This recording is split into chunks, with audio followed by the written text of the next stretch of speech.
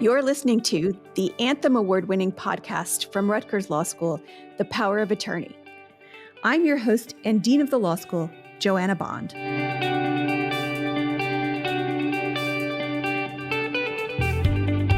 It gives me great pleasure today to welcome Professor Ruth Anne Robbins to the podcast.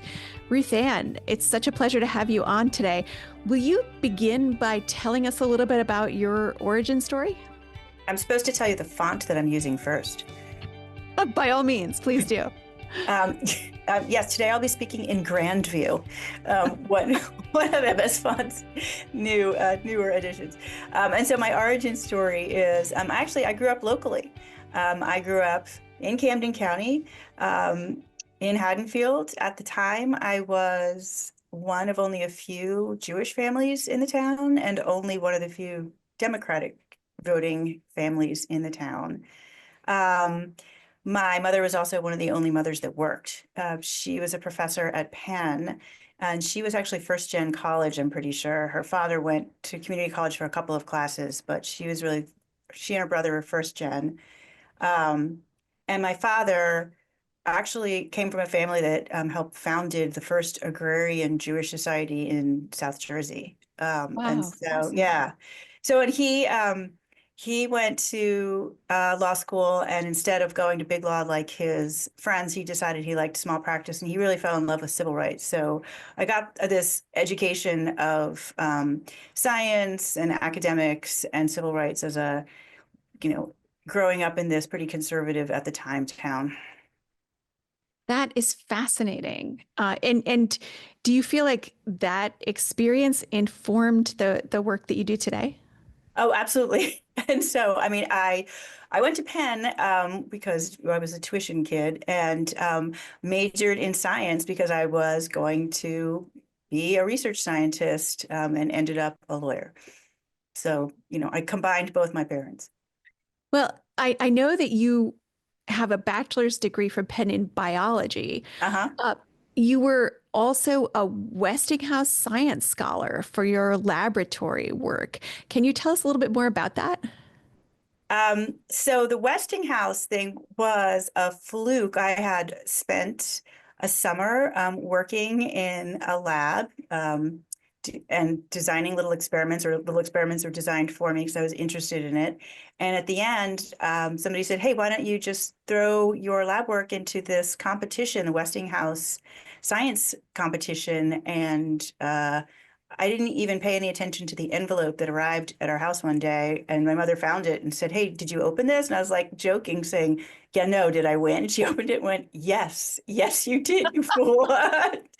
That's great. Yes. And so a whole bunch of nice things happened from that. And I thought I was going to have a PhD in one of the microsciences, microbiology or something like that, which would have been like my mother. But I decided I liked the macro better. And I liked thinking in words. And so I also was graduating college right after the 1987 crash. And so it was kind of pick a grad school to go hang out in for a while. So I picked law school. Right. Not a bad choice. Right. And then it turns out I actually liked it, which sort of surprised me and everybody. So that's great. Well, we are now the great beneficiaries of that choice. So I have to ask you one more question about Penn. I know you were in Penn's band, and you played the flute, right? Do you still play?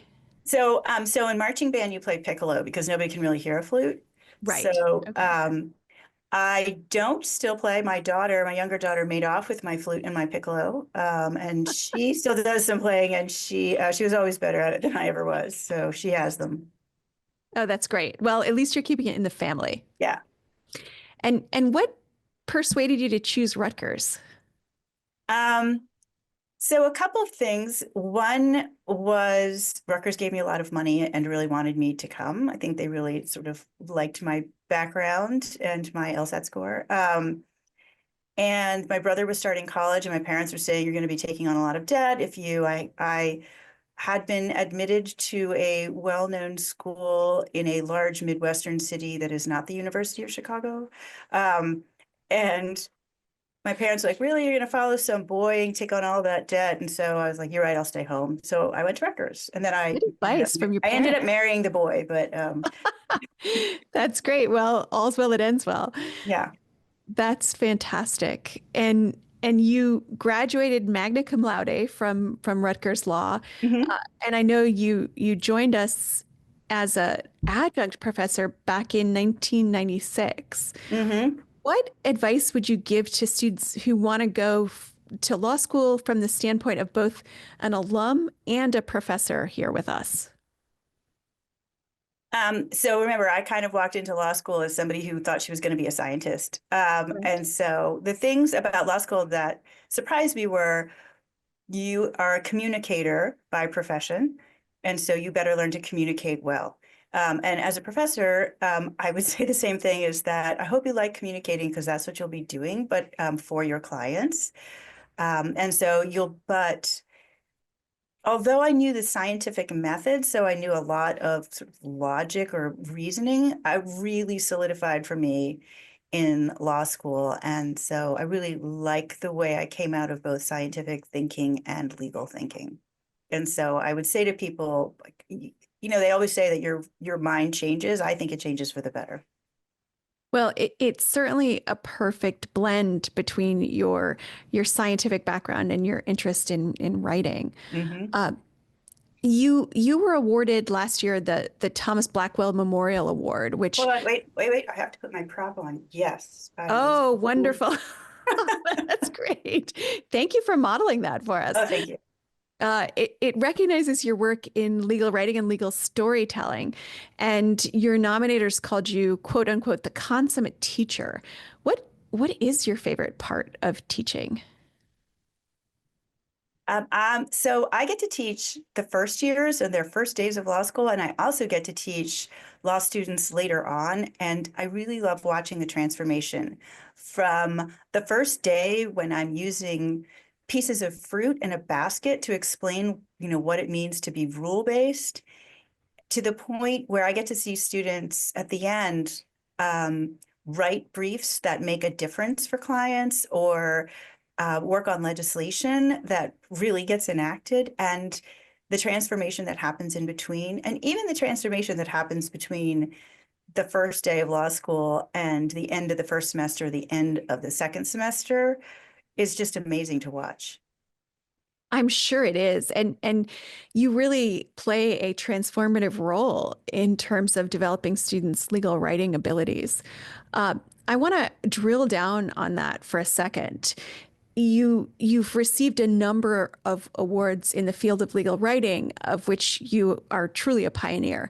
And for those of our listeners who aren't familiar with law and the legal field, can you explain why legal writing and our legal writing program at Rutgers is so important to legal education?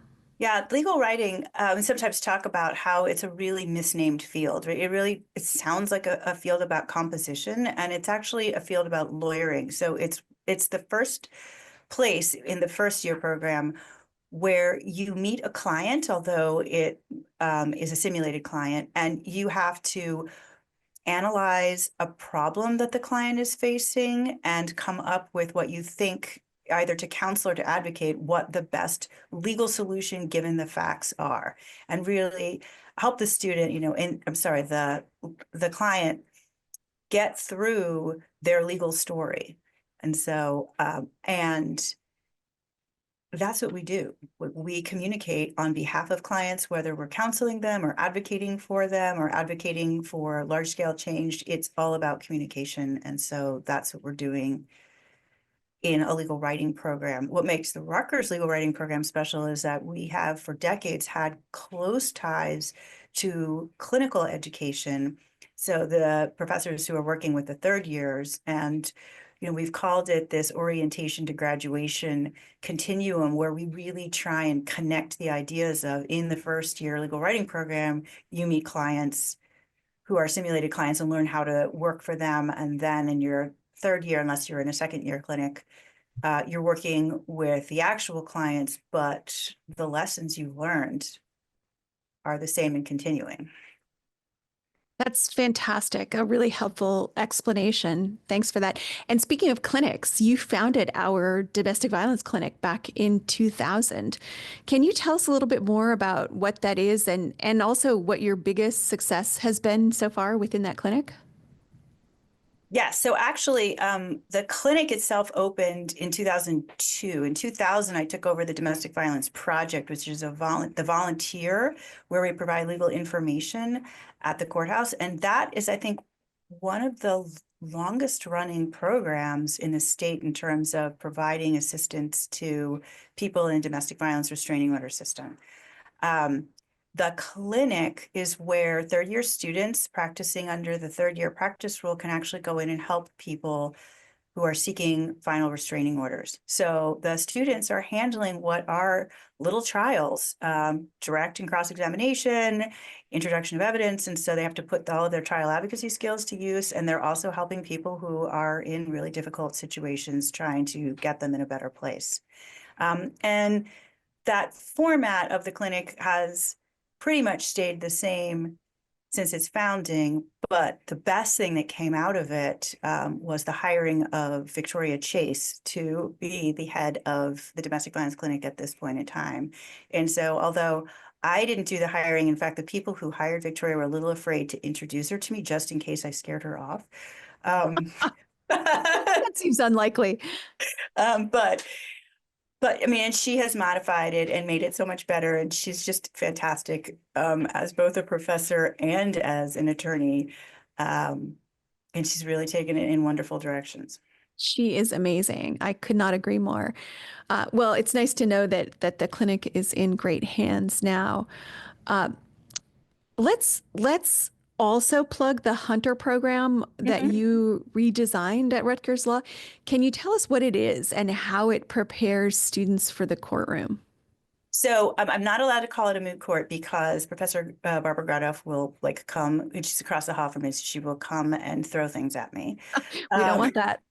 So what makes this different is it's an appellate advocacy program that I was given really specific goals when I was told to redesign it. Like the dean at the time and the academic dean at the time were like, here are your 10 marching orders and you will make this work. And so it's a program designed actually to bridge between first year legal writing and clinic. And the first semester is all about persuasive writing, and it brings in elements from one of our other courses, which is, all about rhetoric and the scholarship of the discipline. And so students are working in pairs on a large file, and they also have to learn persuasive technique. So it's not just learning the area of law, but it's actually like the psychology behind persuasion. And then in the spring, they're working on public speaking. And yes, it ends with an oral argument competition, which most people think is what Hunter is about, but that's actually the last quarter of the whole program. And But so, and yeah, it's an incredible designed to be program. really hefty, and students have gotten job offers from the oral arguments because they do so well. I'm not surprised. I had the opportunity to sit in and watch the Uh-huh. Hunter competition finals, and the students were unbelievably prepared and so impressive in delivering their arguments. It really was quite astonishing. Yeah. There's one other thing I want to say about it is that the case files that are used that I started and Professor Godelf continues are also really fact dependent. And so most moot courts are very, split in the circuits, or they're very legal issue oriented. These case files require students to really understand an appellate record and use an appellate record. That's fantastic. These are skills that they're going to need as lawyers, and so Mhm. it goes a long way toward preparing them for the practice of law. That's wonderful. Tell us a little bit about the new legislative and policy advocacy drafting clinic. It's not new in the sense that you've already been doing it for quite some time, but it's now being formed as a clinic. Can you tell us more about that? So this actually started as a project that students asked me to do, where students had read an article that I wrote about a project we tried in the domestic violence clinic. We wrote an amicus brief to the New Jersey Supreme Court asking them to take a case on that would address this issue of right to counsel, right to civil counsel in domestic violence restraining order hearings. And the Supreme Court denied the petition for certification, but they wrote an opinion about it. And so I wrote an article because it's really rare to see a court opinion about the denial of certification. Mm-hmm. And students reading it later said, why don't we take it to the legislature? Why don't we try? And so as a directed research project, we approached some legislators, and sadly that project has not come to fruition yet. But as part of it, I started teaching a class where we took on other projects, and eventually they became real enough that the clinic wanted to claim this as their own, and I actually really thought it belonged inside the clinic. So now it's going to reopen as a clinic, working on issues mostly in the gender justice space with the New Jersey legislature and associated projects. That is fantastic. And I love that this really stemmed from conversations that the students brought to you. Mm-hmm. We're teaching them how to be advocates, and they are advocating for systemic reform. Yeah. That's wonderful. Your students have had some impressive victories in the state legislature recently, which have changed New Jersey laws. Is there one in particular that stands out? Yeah, I mean, and I had to sift between a couple. I mean, so I'll talk briefly about one, and then I'll talk about the one that really made the difference. So the one that I think gets the most press because it's easiest to understand is the invasive medical exam, which on Facebook you read about as unauthorized pelvic exam. And so, and this was just a small issue that nobody else in the state was really paying attention to, but it was hot on social media. And we were instrumental in having New Jersey be the 16th state to prohibit doctors and their students from doing invasive, mostly pelvic exams without the patient's consent while they were under anesthesia. That's the one that's easiest to understand. The one that I think is the most pervasive, like the most really changes New Jersey's legal landscape in a positive way, is something that was called originally SASPA, the Sexual Assault Survivor Protection Act of 2015, that I also worked on, and that just got modified. And it's a restraining order system for people who are not in domestic relationships. So it really covers things like sexual assault on campus with people who are not in dating relationships. And it's now been expanded with the work of students to include stalking and cyber harassment. So, and it means that students have, and other people who are not in relationships have a recourse. They can go to court and get a restraining order against somebody who's been stalking them. And the restraining order works in pretty much the same way as a domestic violence restraining order. Well, that seems to fill a really important gap in protection.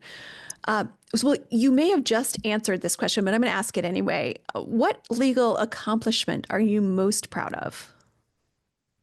So I'm really proud of the legislative work, but I'm also really proud of the scholarship work I did because I opened up 2 new vistas for other legal scholars. And that's, talking about legal storytelling as something more than trial advocacy, as something that we should be doing across the board and really diving deep into what is storytelling and what is legal storytelling. I'm really proud that we're coming up on our 10th biennial conference. So 20 years of conferences that are international.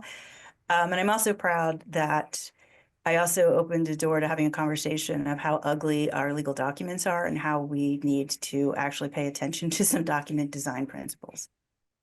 That's wonderful. Well, give us just a quick glimpse at what that means. What's a design principle? Instead of using all caps and headings, you should use boldface and sentence case. And so why are we using Times New Roman seriously? Why are we double spacing? It's not readable. So I know there's that helps. That helps. That also puts into context your joke about the font when we first began. Yep. So if you weren't teaching at Rutgers Law School, what do you think your career would be? What would be your plan B? I've actually thought long and hard about, it would be teaching somewhere else, but also it would probably be working full time on the legislative and policy stuff. But honestly, it would be wishing I was teaching at Rutgers Law. That's great. I completely understand that. Now, this last question might be a tough one. I know my answer to this question. Is it true that you make the best raspberry blueberry jam? Wait, I'm going to put my tiara on again. Well deserved in this case. Yeah, it's actually my mother taught me how to make it, and so now I've taught my daughters, so it is a family business. That's wonderful. Well, having been a beneficiary of some of your jam, I can attest to that. The answer is yes. And finally, I like to add just an open-ended question. Is there anything else you'd like to add to our conversation today before we wrap up? You're putting me on the spot. I am. No. Okay, fantastic. Should I have had something? Wait. Should I have had something? What do people say? No, that's perfect. I mean, one of the things that I'm sure you teach your legal writing students is to be concise, so that you're modeling that behavior for us. Can I actually re-answer it then? Yes. Okay, Absolutely. know when it's time to cut off the document. Okay, so if you ask the question again, I'll say yes. Know when it's time to end. All right, fantastic. That's great. Well, thank you so much for being with us today, Ruth Anne. It's really a pleasure to talk to you, and I appreciate you taking the time. No, thank you for having me. I am honored you chose me. Absolutely. Well, take care. Okay, thanks. The Power of Attorney is a production of Rutgers Law School. With 2 locations just minutes from New York City and Philadelphia, Rutgers Law offers the prestige and reputation of a large, nationally known university with a personal, small campus experience. Learn more today by visiting us at law.rutgers.edu.